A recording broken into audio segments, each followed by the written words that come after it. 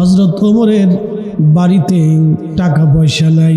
স্ত্রী ডাক দিলেন স্বামীরে, বাচ্চাদের জন্য ঈদের কাপড় কেনা লাগবে, আপনি দয়া করে ঈদের কাপড় কিনে দেন। হযরত ওমর বললেন, বিবি রে, সন্তানদের জন্য ঈদের কাপড় কেনার মতো পয়সা আমার কাছে নাই। হযরত ওমর কত বড় খলিফা, খলিফাতুল মুসলিমিন। বর্তমান ইরান, ইরাক, ওমান, ইয়ামান, কাতার, দুবাই, বাহরাইন, সৌদি আরব, জর্দান, সিরিয়া, লেবানন, লিবিয়া, ফিলিস্তিন, মিশর,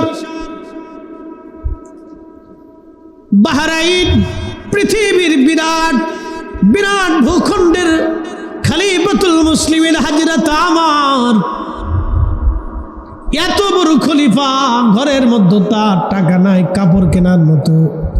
স্ত্রী ডাক দিলেন, স্বামী আমার, তাহলে আপনি বাইতুল মাল থেকে আপনি যে মাসে খলিফা হিসেবে বেতন পান, আগাম বেতন আপনি বাইতুল মাল থেকে নিয়ে আসেন। হযরত ওমর চিঠি পাঠাইলেন অর্থমন্ত্রী হযরত আবু উবাইদা ইবনে জাররাহ, যিনি দুনিয়া থেকে জান্নাতের সার্টিফিকেট পেয়েছিলেন। নবীর দরবারে 10 জন সাহাবী আল্লাহ জান্নাত থেকে সার্টিফিকেট পেয়েছিলেন। হযরত আবু বকর, ওমর, উসমান, আলী, তালহা, জুবাইর, আব্দুর রহমান ইবনে আওফ, সাদ বিন আবি ওয়াক্কাস, আবু উবাইদা ইবনে জাররাহ, সাঈদ ইবনে জুবাইর, 10 জন সাহাবী রাসূলের দরবার থেকে জান্নাতের সার্টিফিকেট নিয়েছিলেন। খুব মনোযোগ দেন। 7 দিন হলো মদিনায় দুর্ভিক্ষ, কোনো খাবার নাই। টাকা পয়সা আছে কিন্তু খাবার কেনার মতো কোনো খাবার নাই। মদিনার হাট বাজার শূন্য হয়ে গেছে, বাহির থেকে খাবার আসে নাই। নবীজি জুমার দিনে খুতবা দিচ্ছিলেন। ক্ষুধার্ত সাহাবীরা মসজিদে নববীতে বসে আছে, বাচ্চারা ক্রন্দনরত, বাড়ি খাবার নাই। 7 দিন পর্যন্ত দানা পানি নাই, না খেয়ে মদিনার মানুষ কাটাইতেছে। সারা মদিনায় দুর্ভিক্ষ নেমে আসলো। কোন সাহাবীর বাড়ি খাবার নাই। প্রিয় নবী মসজিদে নববীতে খুতবা দেয়, ঠিক এমন সময় সিরিয়ার থেকে একদল বণিক খাবারের বহর নিয়ে মদিনাতে ঢুকলেন। বাজারে একজন ব্যক্তি ঘোষণা দিলেন, শুনছো মদিনাবাসী, সিরিয়ার বণিক দল সিরিয়ার থেকে খাবার নিয়ে আসছে, তোমরা তাড়াতাড়ি চলো, যার যার সাধ্য অনুযায়ী খাবার কিনে নিয়ে আসো। এখন কারো বাড়ি খাবার নাই, সবার একই চিন্তা, যদি পিছনে যায় খাবার যদি না থাকে বাচ্চারা না খেয়ে থাকবে। তখনকার দিন আর এখনকার দিন তো একরকম ছিল না। সমস্ত মদিনার মানুষ চিন্তায় পড়ে গেলেন। মসজিদে নববী থেকে সাহাবীরা যেতে যেতে যেতে যেতে যেতে যেতে সমস্ত সাহাবী মসজিদ থেকে বের হয়ে গেলেন। নবীজি মিম্বরে দাঁড়ায় খুতবা দেয়, সাহাবীরা মসজিদ শূন্য। কি আশ্চর্য পরীক্ষা! মাত্র 10 জন সাহাবী নবীজির সামনে বসে আছে। নবীজি খুতবা দেওয়া শেষ করলেন, দেখলেন 10 জন সাহাবী নবীর মসজিদের মধ্যে বসে আছে। প্রিয় নবী ঘোষণা দিলেন, আবু বকর ফিল জান্নাতি, ওমর ফিল জান্নাতি, ওসমান ফিল জান্নাতি, আলী ফিল জান্নাতি, তালহা ফিল জান্নাতি, জুবাইর ফিল জান্নাতি, আব্দুর রহমান ইবনে আওফ ফিল জান্নাতি, সাদ বিন আবু ওয়াক্কাস ফিল জান্নাতি, সাঈদ ইবনে জুবাইর ফিল জান্নাতি, আবু উবাইদা ফিল জান্নাতি। একবার জোরে বলা যাবে কি মারহাবা? ওয়ালা নাবলুওয়ান্নাকুম বিশাইইম মিনাল খাউফি ওয়াল জু'i ওয়া নাকসিন মিনাল আমওয়ালি ওয়াল আনফুসি ওয়াস সামারাত।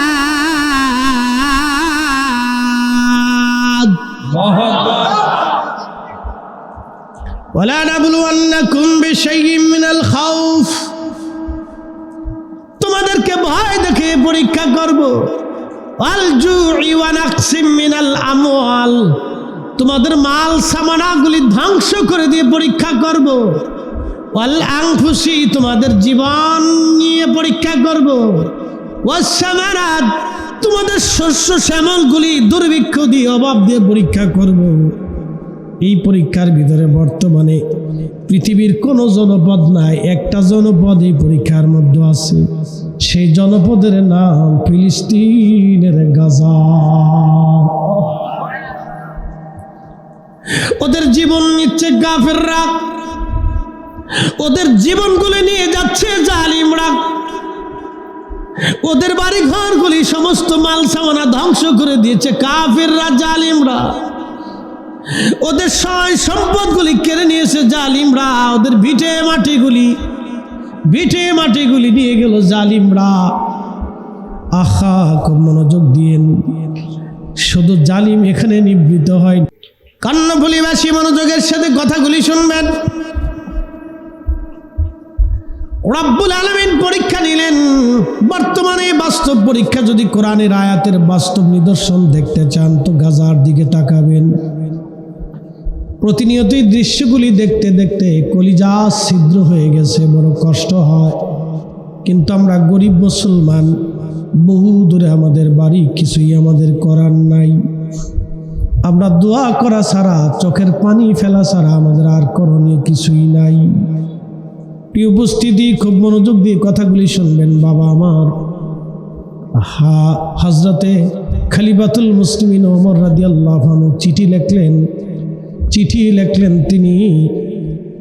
লিখলেন হযরত আবু উবাইদা ইবনু জাররাহ রাদিয়াল্লাহু আনহুর কাছে। তিনি অর্থমন্ত্রী ছিলেন। আবু উবাইদা ইবনু জাররাহর কাছে চিঠি লিখে বললেন, হে আবু উবাইদা, আমি খলিফাতুল মুসলিমিন ওমর, আগামী 1 মাসের বেতন আপনি আমাকে আগাম দিয়ে দেন, কারণ আমার বাচ্চাদের ঈদের কাপড় কেনার, ঈদের খাবার দাবার কেনার মতো পয়সা আমার কাছে নাই। কি বুঝলেন আপনি? এই জন্য খেলাফত কাকে বলে, খলিফাতুল মুসলিমিন কারা? নবীজি বললেন, মালাইকুম বিসুন্নতি, তোমরা আমার সুন্নতকে মেনে চলো। ফালাইকুম বিসুন্নতি, আমার সুন্নত মেনে চলবে। ওয়া সুন্নাতিল খুলাফায়ে রাশিদিন আল মাহদিন, আমার খুলাফায়ে রাশেদ আবু বকর, ওমর, আলী, উসমানের সুন্নাহ মেনে চলবে। একবার জোরে বলা যাবে কি মারহাবা?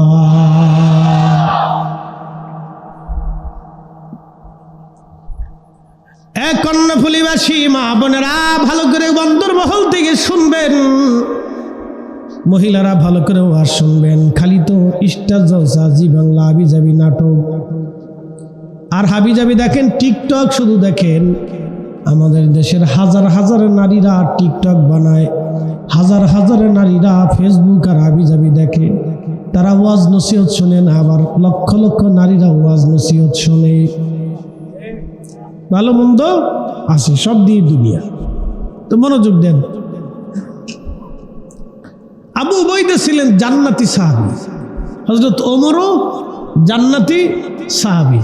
এক জান্নাতি আর এক জান্নাতির কাছে চিঠি লিখছে, আমি আমার 1 মাসের বেতন আগাম দিয়ে দেন। আর আমরা দেশের ফাইতে নেতা চান্দা উড়ায়, দিবি নালি পরে তোর গুলি করবে। সোরের ঘরের সোর কোথাকার? 2300 সোর। এই 2300 সোরে সিটার বাট পারে আমার সোনার বাংলায় একবারে আদা করে নিক্ষিপ্ত হয়ে গেছে আজকে। কথা কর না, ঠিক কিনা?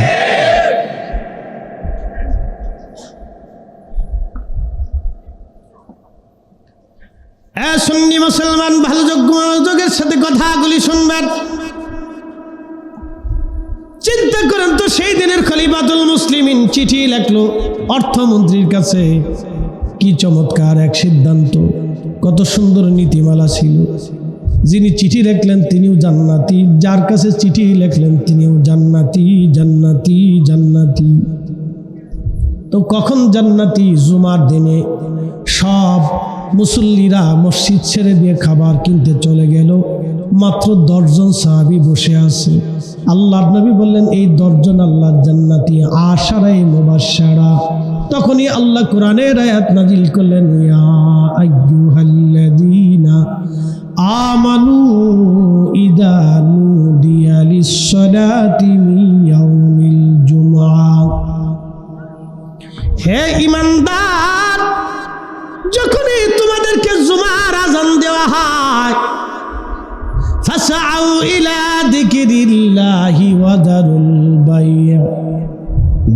বিক্রি সব তোমরা বন্ধ করে দাও, সব বন্ধ করে দাও, লেনদেন বন্ধ করে দাও, অর্থবিত্ত বন্ধ করে দাও, দুনিয়াদারি বন্ধ করে দাও। আজান দেওয়ার সঙ্গে সঙ্গে তোমরা মসজিদের দিকে ধাবিত হয়ে যাও জুমা আদায় করার জন্য।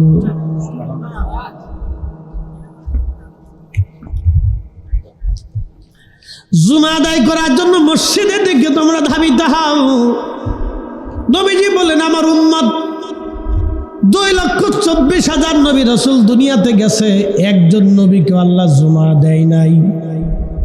একজন নবীকেও আল্লাহ জুমা, একজন নবীকেও আল্লাহ জুমা দেয় নাই। আল্লাহ দয়া করে আমাকে জুমা দিয়েছেন, আমার উম্মতকে আমার আল্লাহ জুমা দিয়েছেন। এই জুমা হলো সাইয়্যিদুল আইয়াম, দিনের সর্দার। আমার উম্মত তোমরা শোনো, এই জুমা হচ্ছে মুসলমানের ঈদের দিন, খুশির দিন, ঈদের দিন, খুশির দিন। আপনারা বলেন তো এই ঈদের দিন, জুমা নামক ঈদের দিন আমরা কেন পাইলাম? আমার নবী নামক আমার রসুল আসার কারণে, এই মিলাদুন নবী হওয়ার কারণে এই জুমা আমরা পাইলাম।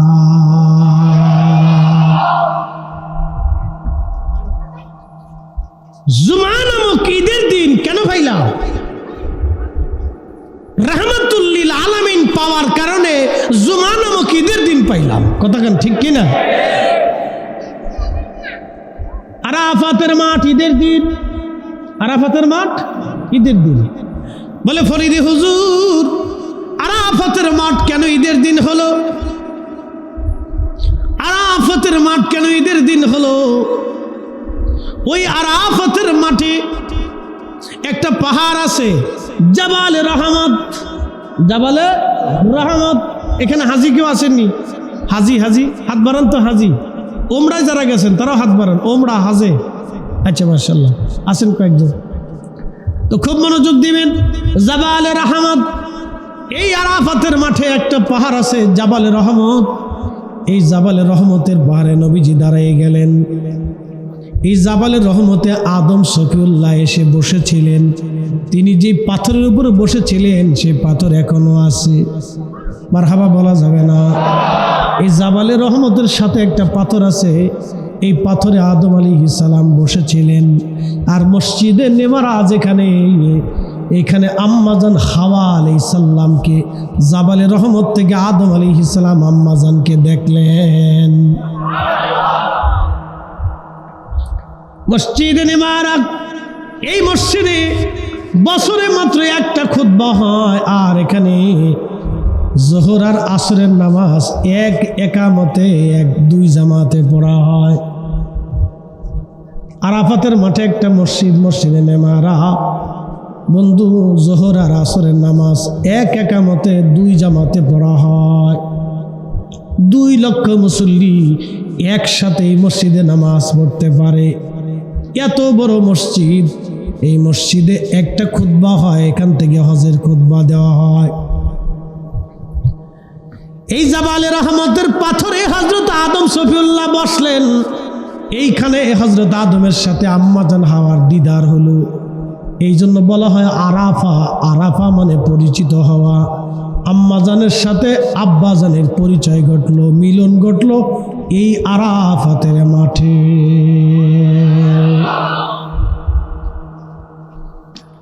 এই আরাফাতের মাঠে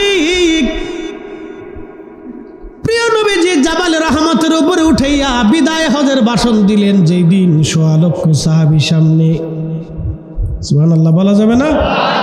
কত লক্ষ সাহাবী? 1.25 লক্ষ সাহাবী নবীজির সামনে বিদায় হজের একটা ভাষণ। এই বিদায় হজের ভাষণে নবীজি বলেছিলেন তোমরা জুলুম করবা না, তোমরা অন্য মুসলমানের মাল নিজের মতো মনে করবা না, অন্য মুসলমানের সম্মানহানি করবা না, অন্য মুসলমান তোমরা কোনো মানুষকে হত্যা করবা না। কিন্তু আজকে দেখেন মানুষ হত্যা হয়, আজকে দেখেন জুলুম হয়, চাঁদাবাজি হয়, ডাকাতি হয়, খুন খারাপি হয়, এই গ্রাম ওই গ্রাম, এই এলাকা সেই এলাকা দাঙ্গা হয়। আজকে দেখেন অন্যের বাড়িঘর আক্রমণ করে, বাড়িঘরে আগুন দিয়ে জমি জমা গরু ছাগল চুরি করে নেওয়া হয়। এইগুলি সব হলো জালিমদের কাজ। কথা বলেন জালিম কি গুণ শুধু খালি আপনি ওই হিজরাইলে পাইছেন? জালিমে দেশেও আছে। কি কথা কর না কে? সারা দুনিয়া জালিমে ভরে গেছে। এ মুসলমান, খুব মনোযোগ দিয়ে কথাগুলি শুনবেন। হাজিরিন, কি বললে যে আপনারা বুঝবেন, কোন ভাষায় ওয়াজ করলে যে আপনারা বুঝবেন আমি জানি না, তারপরও বোঝানোর চেষ্টা করি। ভাই আমার, খুব মনোযোগ দিবেন। এই আরাফাতের মাঠে ১.৫ লক্ষ সাহাবী সামনে নিয়ে নবীজি বিদায় হজের ভাষণ দিলেন। আর বললেন, সাহাবীরা রে, আর কখনো তোমাদের সাথে হয়তো আমার এইভাবে দাঁড়ানোর সুযোগ হবে না। তখন আবু বকর বুঝে ফেললেন, আর নবীকে আমরা পাবো না। এটাই রসুলের জীবনের শেষ হজ। ইশারা ইঙ্গিত আবু বকর বুঝে কাঁদতে শুরু করলেন। প্রিয় উপস্থিতি, মনোযোগ দিবেন। ওই জাবালে রহমতে নবীজি দাঁড়াইয়া বিদায় হজের ভাষণ দিলেন। আল্লাহু আকবার। ১.৫ লক্ষ সাহাবী ছিল সেই দিন। আরাফাত মাঠের মাঠটা কেন খুশির মাঠ হয়? ওই সময় নবীজি বললেন, হে আমার ১.৫ লক্ষ সাহাবী, তোমরা যারা এখানে আছো, আমার কথাগুলি শুনলা, তোমরা সারা দুনিয়াতে আমার উম্মতের মাঝে আমার কথাগুলি ছড়ায় দাও। ওইখান থেকে সাহাবীরা সারা পৃথিবীব্যাপী ছড়িয়ে গেলেন। এই বাংলার চট্টগ্রামে একজন সাহাবী এসেছিলেন, তার নাম সাদ বিন আবি ওয়াক্কাস রাদিয়াল্লাহু আনহু। চট্টগ্রামের ইসলাম ২,৫০০ বছরের ইসলাম না, এটা ১৪০০ বছরের ইসলাম। কথা বলেন ঠিক কিনা? কত বছরের ইসলাম? ১৪০০ বছরের ইসলাম, চট্টগ্রামের ইসলাম। আরো ৩ জন সাহাবী নিয়ে চলে আসলেন, এই ভূখণ্ডে দাওয়াত দিলেন। এখান থেকে তিনি আরাকান হয়ে, মায়ানমার হয়ে, এরপরে আপনি মালাক্কা সাগর হয়ে, থাইল্যান্ড হয়ে, লাওস হয়ে, ভিয়েতনাম হয়ে, নবীর মহান সাহাবী সাগর পাড়ি দিয়ে, ফিলিপাইনের অংশ দিয়ে, ইন্দোনেশিয়ার পাঁচগেরা হয়ে, মালয়েশিয়ার মালাক্কা সাগর দিয়ে তিনি চলে গেলেন একেবারে চীনের গুয়াংজু। এই গুয়াংজুতে যে কালেমার দাওয়াত দিয়ে ওখানে ঘুমিয়ে গেলেন সাদ বিন আবি ওয়াক্কাস রাদিয়াল্লাহু তাআলা আনহু। ওনার সাথী সঙ্গীদেরকে নিয়ে এখানে তিনি এখনো ঘুমিয়ে আছেন। আসতে হয়ে গেল না? জোরে বলেন। নবীর সেই দাওয়াত সারা পৃথিবীতে ছড়িয়ে দেওয়ার জন্য তাম দুনিয়াতে সাহাবীরা ছড়িয়ে পড়লেন একটা কথা বাস্তবায়ন করার জন্যে।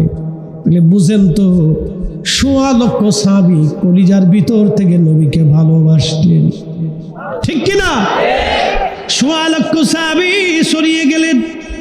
কেউ জিহাদে চলে গেলেন, কেউ ছড়িয়ে গেলেন দাওয়াত দেওয়ার জন্য আফ্রিকা, ইউরোপে, এশিয়া মাইনরে, সাগরে, নগরে, মরুভূমির পথ, হাজার হাজার মাইল পথ অতিক্রম করে সাহাবা একরাম কালেমার দাওয়াতের জন্য ছড়িয়ে পড়লেন।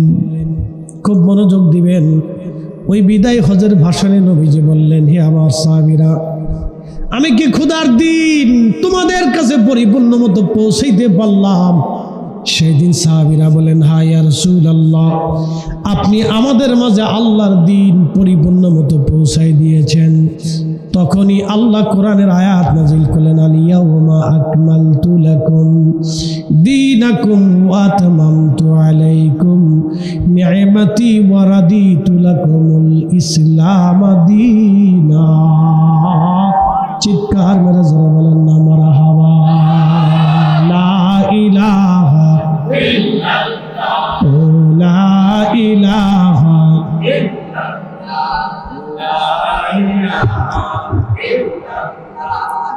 লা ইলাহা হাসবি রাব্বি জাল্লাল্লাহ মা ফি কলবি আহা নূর মুহাম্মদ।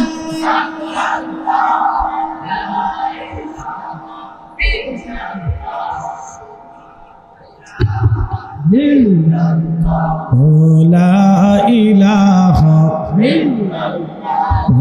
লা ইলাহা আসিয়া বলে আল্লাহ আল্লাহ, ফেরাউন দিছে কত জ্বালা। আল্লাহ বলেন ও জিবরাইল, আল্লাহ বলে ও জিবরাইল, খুলো হে জান্নাতের তালা। লা ইলাহা লা ইলাহা লা ইলাহা লা ইলাহা ইল্লাল্লাহু মুহাম্মাদুর রাসূলুল্লাহ সাল্লাল্লাহু আলাইহি ওয়াসাল্লাম। আল্লাহ আয়াত নাজিল করলেন, আল-ইয়াওমা আকমালতু লাকুম দীনাকুম ওয়া আতমামতু আলাইকুম নি'মাতি। আমি রব তোমাদের জন্য আজকে দিনকে পরিপূর্ণ করলাম। একসাথে বলবেন আল্লাহু আকবার। নবী বললেন, সাহাবীরা দিন কি পৌঁছাইছি? সাহাবীরা বলেন, হ্যাঁ পৌঁছাইছেন। আল্লাহ আয়াত নাজিল বলেন, আল-ইয়াওমা আকমালতু লাকুম দীনাকুম, তোমাদের জন্য আজকে দিনকে পরিপূর্ণ করে দিলাম, নিয়ামতকে পরিপূর্ণ করে দিলাম, ইসলামকে তোমাদের জন্য মনোনীত করলাম, আমি আল্লাহর পছন্দের ধর্ম। একসাথে বলা যাবে কি মারহাবা। তাহলে নবীর জিন্দেগি মকবুলিয়াত জিন্দেগি, নবীর আদর্শ মকবুলিয়াত আদর্শ, নবীর দেওয়া কালেমা মকবুলিয়াত কালেমা, নবীর দেওয়া ধর্ম মকবুলিয়াত ধর্ম, নবীর দেওয়া সব মকবুলিয়াত আল্লাহর পছন্দের, আল্লাহর রাজামন্দির, আল্লাহ সন্তুষ্টির। আল্লাহর নবী বলেন, আমার উম্মতেরা এই দিনটা মুমিনের জন্য ঈদের দিন। না না হয় না, আরো জোরে বলেন। কিসের দিন? জোরে বলেন, আরো জোরে। জোর হয় না কেন? কেন ঈদের দিন? এই দিন আরাফাতের মাঠে যখন হাজিরা উপস্থিত হয়, আখা হাজি উপস্থিত হওয়ার কারণে, শুধু আরাফাতের মাঠে উপস্থিত হওয়ার কারণে আমার আল্লাহ হাজির জীবনের গুনাহ সাথে সাথে মাফ করে দেয়। আচ্ছা বলেন তো, মাফ করলো কে? যদি ঘোষণা আসে মাফ, তার মানে আরাফাতে গেলে মাফ। মারহাবা কর। খুশি না বেজার? জোরে বলেন, আরো জোরে। জোর হয় না কেন? এই খুশিকে কি বলে? ঈদ বলে। জোরে বলেন, কি বলে? ঈদ বলে। এই জন্য রসুল বলেন এটা ঈদের দিন। আচ্ছা, আরাফা পাইলাম কার কারণে? আমার নবীর কারণে। তাহলে রসুল হলেন বড় ঈদ। আরো জোরে। নবীর আগমন বড় ঈদ, কথা কিনা? ঠিক কিনা? এই ঈদের কারণে এই ঈদ পাইছি।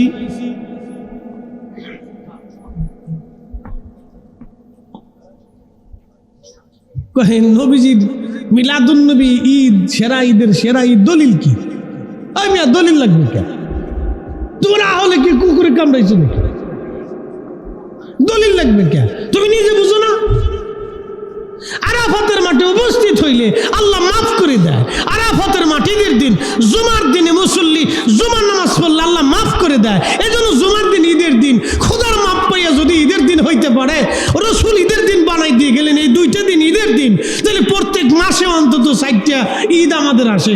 বছরে শুধু জুমার ঈদের দিন আসে 52টা ঈদের দিন, আরাফাতের মাঠে একটা আসে এই 53টা ঈদের দিন, ঈদুল আজহায় একটা আসে 54টা ঈদের দিন, ঈদুল ফিতরে একটা আসে 55টা ঈদের দিন, তারপরে কুরবানির দিন ঈদের দিন, তারপরে দিন ঈদের দিন, তারপরে দিন ঈদের দিন।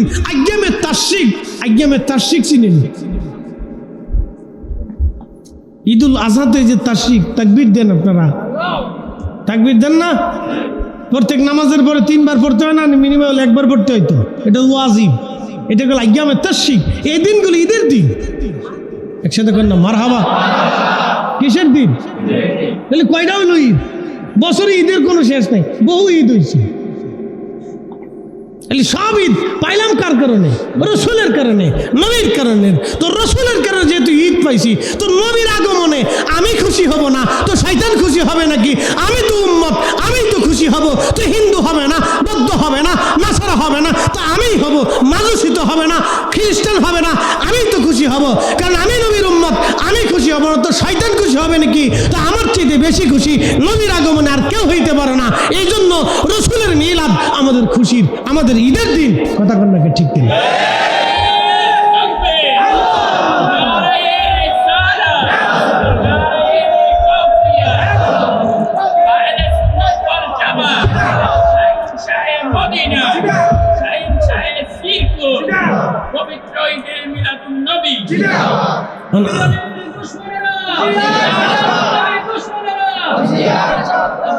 ভাইদের বক্তব্য হলো, আপনি ঈদ কই পাইছেন?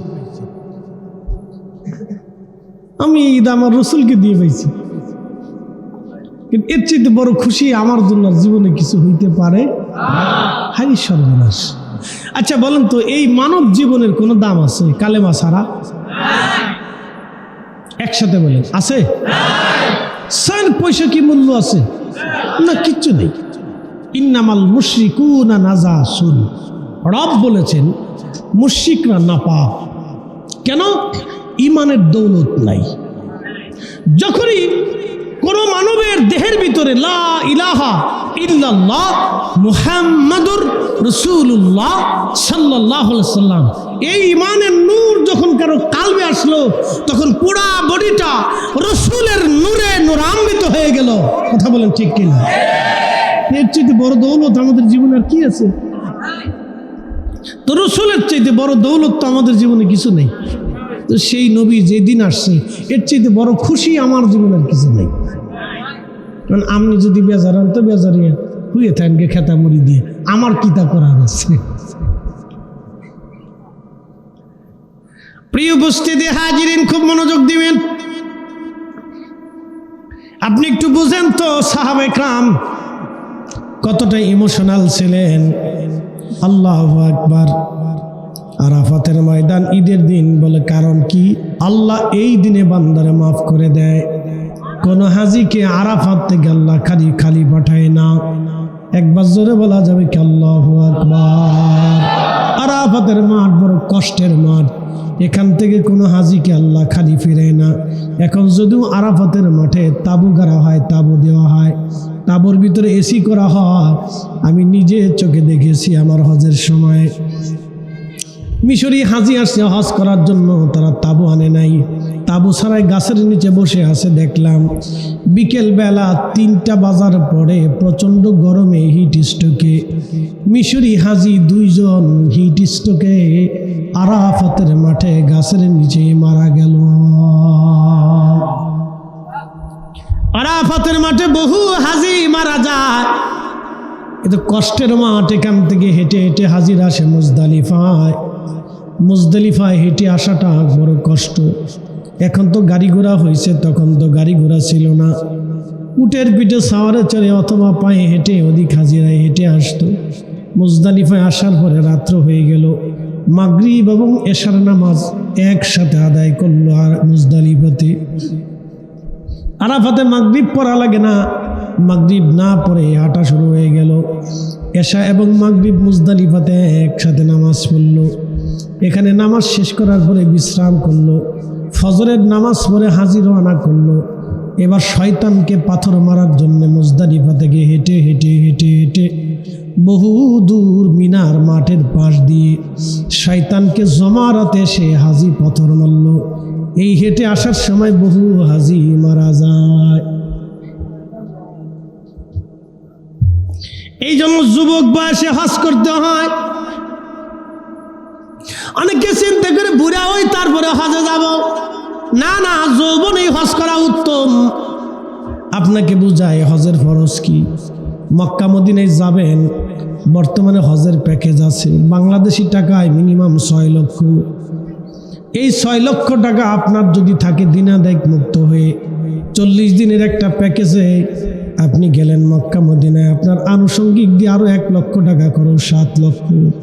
7 লক্ষ টাকা যদি আপনার থাকে এবং আপনার ফ্যামিলির 40 দিনের ভরণ পোষণ যদি থাকে, আপনার যদি কোনো ঋণ না থাকে, তাহলে আপনার উপর হজ ফরজ। এরকম বহু মানুষের হজ ফরজ হয়ে গেছে, সে নিজেও জানে না। আমার মসজিদের এক মুসল্লি একদিন আমার হাত ধরে বলেন, হুজুর আমার জীবনে বড় আফসোস। আমি বললাম কি? আমার যৌবনকালে যখন অর্থ ছিল আমি হজ করি নাই, এখন বয়স হয়ে গেছে কিন্তু হজের টাকা নাই। হুজুর তখন আমার লক্ষ লক্ষ টাকার ব্যবসা ছিল, কোটি কোটি টাকার মালিক ছিলাম, তখন আমি ইচ্ছা করে হজে যাই নাই। কিন্তু আজকে আমি দরিদ্র হয়ে গেছি, আমার বয়স হয়ে গেছে, হজে যাওয়ার মতো কোনো পয়সা নাই। হুজুর আমি জীবনে অনেক বড় ভুল করছি, আল্লাহ মাফ করবেনি। আমি বললাম ক্ষমা চান, খোদার দরজা মাফের দরজা বন্ধ নাই। আফসোস করলো, হা হুজুর কত বড় ভুল করছি। আমি ওয়াজটা করার পরে জুমাতে পরে সে মাফ চাইতেছে, হুজুর আবার কি মাফ হবে? আল্লাহর দরজা খোলা আছে, মাফ চান। এই জন্য হজ ফরজ হওয়ার সাথে সাথে হজ করতে হয়, দেরি করা উচিত না। হজ ফরজ হওয়ার সাথে সাথে হজ করবেন, দেরি করবেন না। ও বাবা আমার কর্ণফুলীবাসী, মনোযোগের সাথে কথাগুলি শুনবেন। আরাফাতের মাঠ খুশির দিন, আল্লাহ মাফ করে দেয়। ১.৫ লক্ষ সাহাবী নিয়ে নবীজি হজ করলেন আরাফাতের মাঠে। জাবালে রহমতের উপরে দাঁড়ায় নবী ভাষণ দিলেন। ভাষণ দিয়ে নবীজি সবার মাঝে কালেমার দাওয়াত পৌঁছায় দিয়ে বললেন, এই মেসেজগুলি তাম দুনিয়ার উম্মতের মাঝে পৌঁছায় দাও। সাহাবীরা সেই হুকুম নিয়ে তাম দুনিয়াতে সাহাবীরা ছড়িয়ে পড়লেন। সাহাবীদের প্রেমের গল্প আপনাদেরকে শোনাইলাম। আহা কিভাবে বললে যে আপনি বুঝবেন এটা সাহাবীদের প্রেম। সাহাবী চলে গেল, 10 জন বসে আছে, খোদার চিন্তা তারা করে নাই, সন্তানের মায়া করে নাই। 7 দিন পর্যন্ত নিজে ক্ষুধার্ত, নিজের পরিবার ক্ষুধার্ত, বাচ্চারা না খাওয়া, ঘরের মধ্যে চাল নাই। এই 10 জন সাহাবী দুনিয়া আর চিন্তা করে নাই। আমার রসুলের কদম দরবার তারা ছেড়ে দেয় নাই। আমার নবীর সামনে জুমার দিনে তারা বসে আছে। সবাই চলে গেল, 10 জন বসে আছে, 10 জন যায় নাই। ঠিক তখনই আমার নবী খুতবা শেষ করে বললেন, এই 10 জন আশারে মুবাশশারা, এরা আল্লাহর জান্নাতি জান্নাতি জান্নাতি। চিৎকার মেরে জোরে বলেন না মারহাবা। আল্লাহ বলেন, কুল ইন কুনতুম তুহিব্বুনাল্লাহা ফাত্তাবিউনি ইউহিব্বুকুমুল্লাহ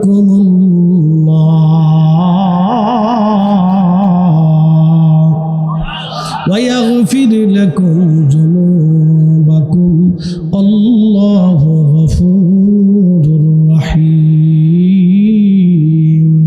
প্রেম যদি শিখবি রে মন, প্রেম যদি করবি রে মন, ওরে সব ছেড়ে চল মদিনায়। আমার প্রেমের রাসূল যেই দেশে ঘুমায়, আমার দয়াল নবী যেই দেশে ঘুমায়।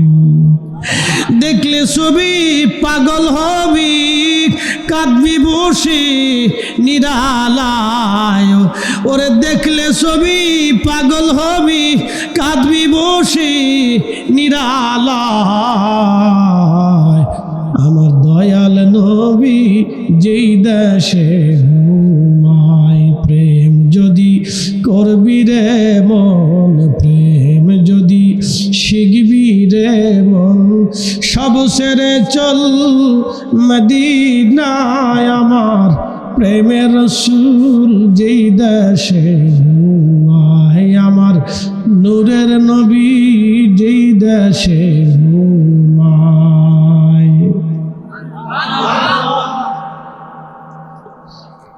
কর্ণফুলীবাসী,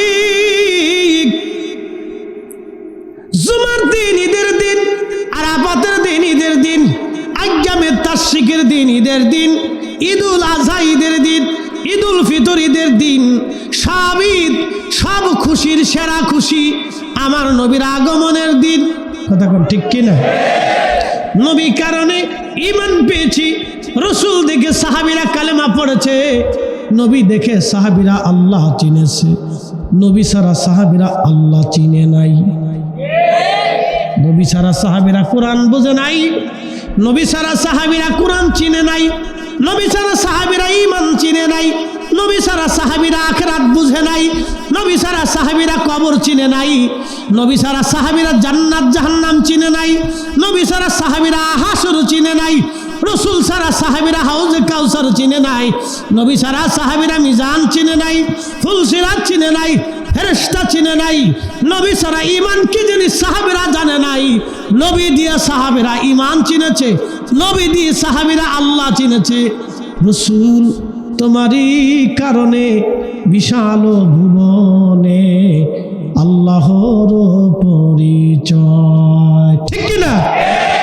নবী আমার পীর মুর্শিদ গাইতেন, রাসূল তোমারই কারণে বিশাল ভুবনে আল্লাহর পরিচয়।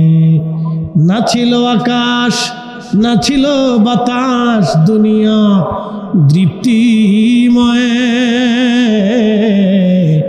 রাসূল তোমারই কারণে বিশাল ভুবনে আল্লাহর পরিচয়।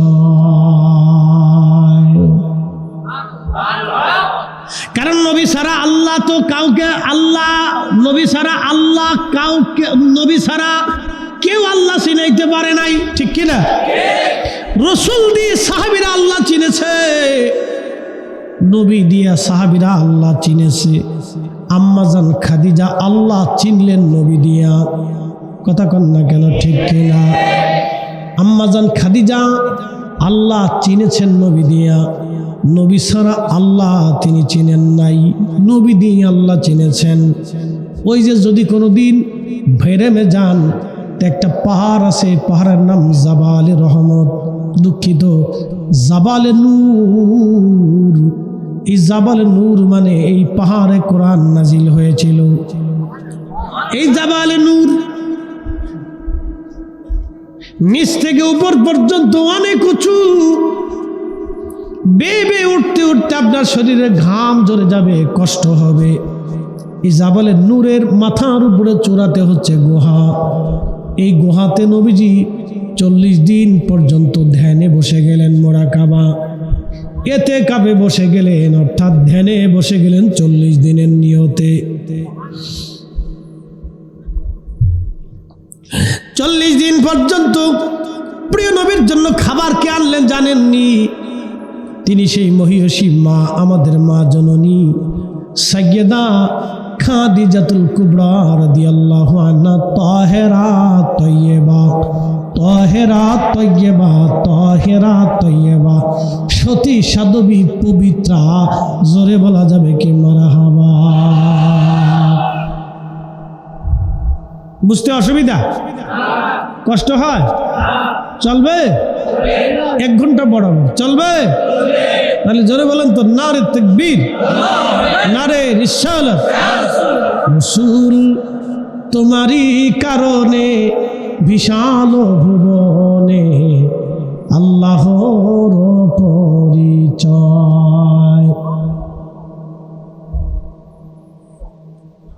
খুব মনোযোগ দিবেন। আম্মাজান খাদিজাতুল কুবরা প্রত্যেক দিন হেরেম থেকে, মক্কা থেকে খাবার রান্না করে সকালবেলা উটের পিঠে চড়ে রওনা করতেন।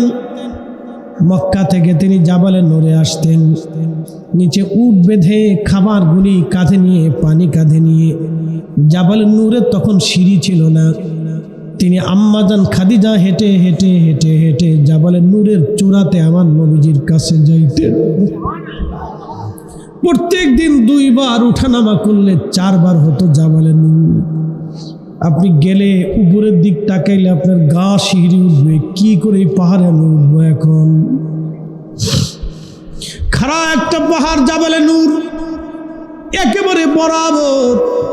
এই পাহাড়ে বেয়ে বেয়ে বেয়ে বেয়ে সিঁড়ি বেয়ে বেয়ে উঠতে হবে। এখন তো সিঁড়ি বানাই দিছে সরকার, হাতল দিয়ে দিছে, ভিতরে দোকান আছে, খাবার টাবার পানি পাবেন। তখন আম্মাজান উঠলেন একা, ডানে বামে আর কেউ নাই। সেই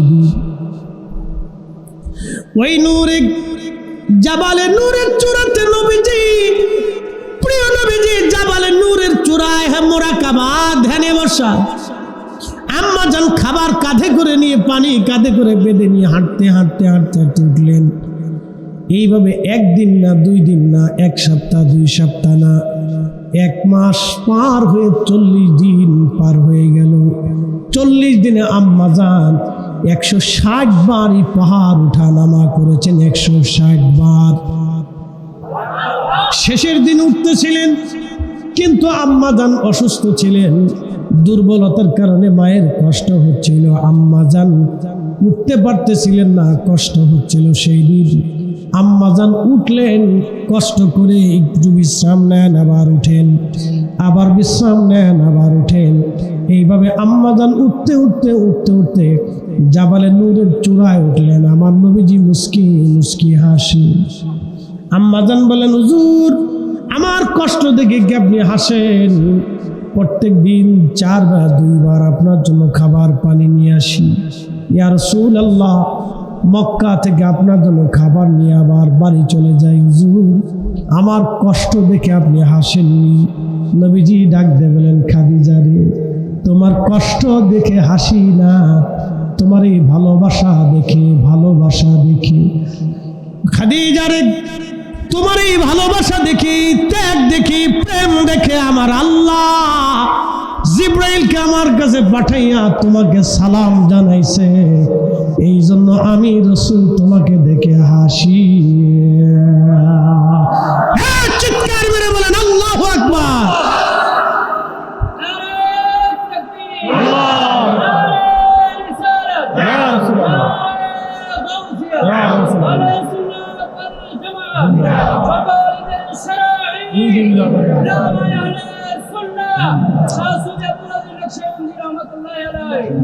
যদি শিখবি রে মন, প্রেম যদি শিখবি রে মন, ওরে সব ছেড়ে চল মদিনা। আমার প্রেমের রাসূল যেই দেশে ঘুমায়, আমার দয়াল নবী যেই দেশে ঘুমায়। সালাম দিলেন আল্লাহ, খাদিজারে আমার সালাম দাও। আপনি একটু চিন্তা করেন তো, খাদিজা দুনিয়ার অন্য কারো জন্য খাবার নেই, আম্মাজান খাবার নিলেন নবীর জন্য।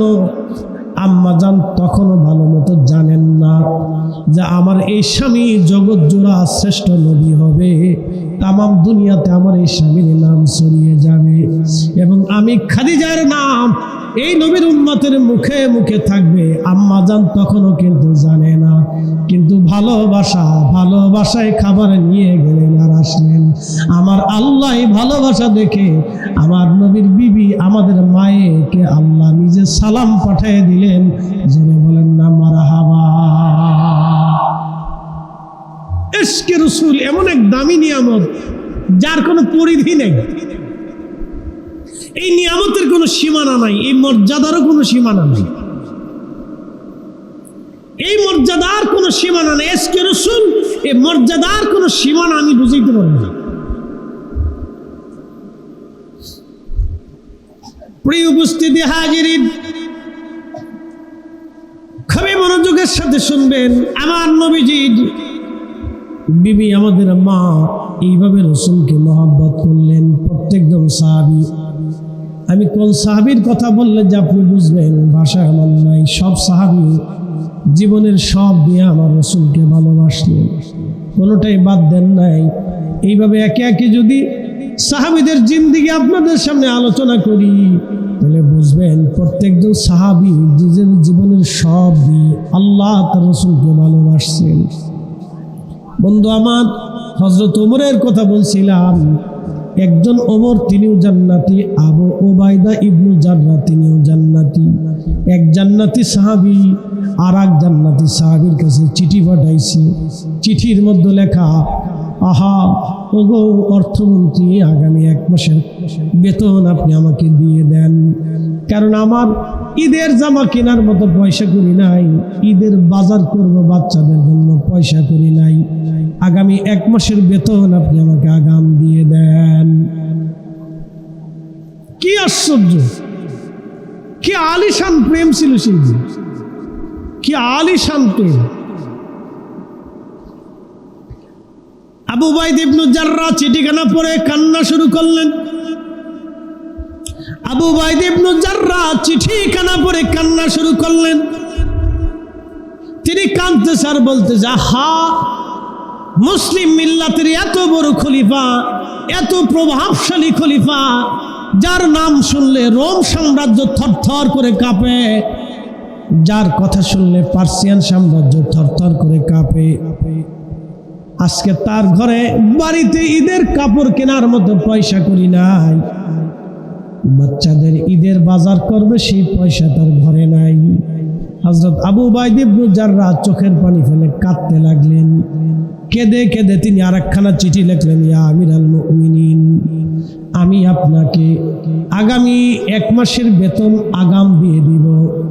যদি 2টা শর্ত পুরা করতে পারেন তাহলে আগামী 1 মাসের বেতন আপনাকে আমি আগাম দিয়ে দিব। 2টা শর্ত যদি আপনি পুরা করে দিতে পারেন আমিরুল মুমিনিন, আগামী 1 মাসের বেতন আপনাকে আমি আগাম দিয়ে দিব। 1 নম্বর শর্ত হলো আমিরুল মুমিনিন, আপনি আগামী 1 মাস দুনিয়াতে বেঁচে থাকবেন কিনা, আগামী 1 মাস আপনি পৃথিবীতে বেঁচে থাকবেন কিনা আমাকে গ্যারান্টি দিতে হবে।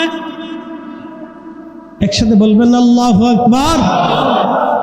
এরা সাহাবী খোলাফায়ে রাশিদ, সাহাবী হর সাহাবী জান্নাতি, সব সাহাবী জান্নাতি।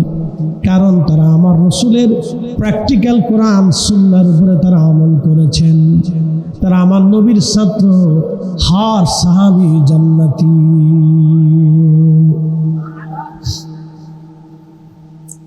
প্রিয় উপস্থিতি, মনোযোগের সাথে শুনবেন।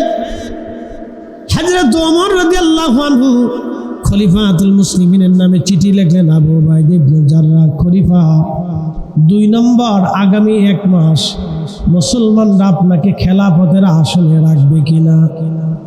মুসলমানরা আপনাকে আগামী 1 মাস খেলাফতের আসনে রাখবে কিনা যদি গ্যারান্টি দিতে পারেন তাহলে আপনাকে আগামী 1 মাসের বেতন আমি আগাম দিয়ে দিব।